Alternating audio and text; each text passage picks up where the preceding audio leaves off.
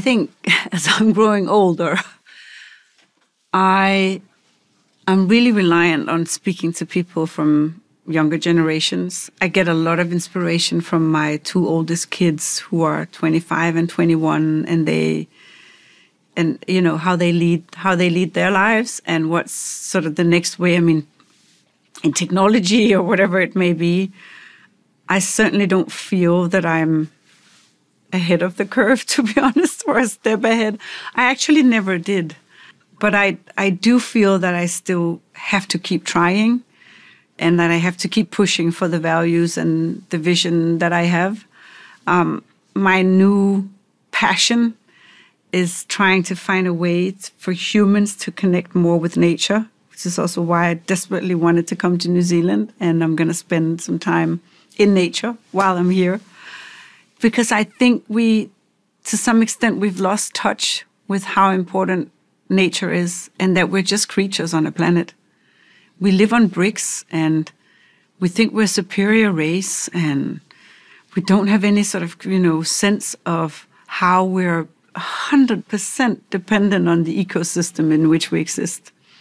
So we're proposing a new project that we call Be the Change. It's a new movement to get people more connected with nature by doubling down on the magic work of bees and other pollinators who are essentially sort of giving life to Earth.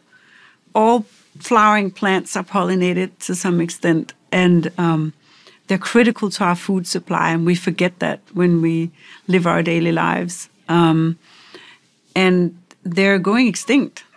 I mean, there's a mass extinction threatening, and that means that if they disappear, nature will decline at such a rapid pace that, humanity will, have difficulty existing on this planet. So, yeah, again, doom and gloom scenarios, but there's a lot we can do.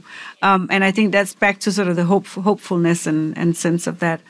Whether it's ahead of the curve or whatever, I have no idea. And it's not necessarily what drives me either. I've never had that ambition. I just really follow what I think is important, and I just feel the need to keep trying. I think it's a very challenging time to be a business leader because I think you constantly have to have a discussion with yourself about short-term incentives and the long-term incentives. And the short-term incentives often being, how do we get to the next quarter? How do I deliver on potential shareholders' value or even just sustaining the business? Yet you can't lose sight of the long vision. You have to have long lights on and think about what's coming around the curve and how every action and every business also needs to positively contribute to where the world is heading. But it's very difficult to be a business leader nowadays. And the same for Pangaea. We still need to sell products to sustain who we are and be able to invest in all of the innovations and the doing good and putting out a new campaign for nature and all of those actions. So it is a constant sort of, battle. And I hope that more and more business leaders are allowing themselves to have the long lights on, the long vision. Because if we are only guided by short-term incentives, we're not going to get there. Then we are going to simply, tip over the planet's boundaries and the targets, the Paris Agreement, the climate agreement that came out in 21 from COP21 in 2015 will be failed. I was recently in Greenland on a climate expedition with 23 women from across the world. I think we were 12 countries represented there. And we slept next to the glacier. We could hear it calving, the cracking at night. Sounds like thunder. It's supposed to do that. And it has climate changes has happened throughout the existence of our planet always, just never at this pace. And the scientists know that because they can see the layers in the ice. They can see how it's compressed. They know how the changes are happening. And we could even see it sort of marked on some of the cliffs where the ice had been just a few years ago, and it's just declining and declining, and at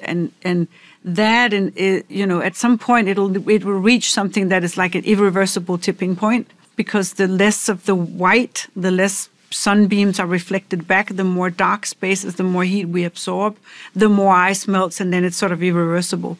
And just eyewitnessing that, thinking, okay, we simply need to step it up. And if not for your short-term incentives around the corner in your board meeting, then think about your children and your grandchildren and the livelihood on the planet for so many of us. And one of the latest UN reports, the IPCC report, said that if climate changes are at full effect, we'll have 3.6 billion people that has to flee the area they live in. And that's a lot of people. It's about half of the population on the planet that will need to find a new home. So we can't afford to not think long term about how we take how our actions today are impacting everything tomorrow. And that goes for business leaders, but it goes for every one of us. And I think we all need to sort of have that. And again, to not end on a low note. Change is possible, and every little small action does matter.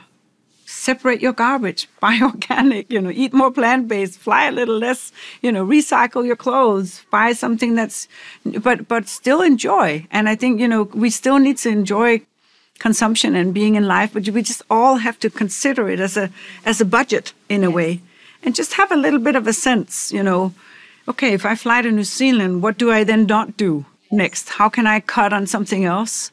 Or how can I really make it worth my while preaching to you guys?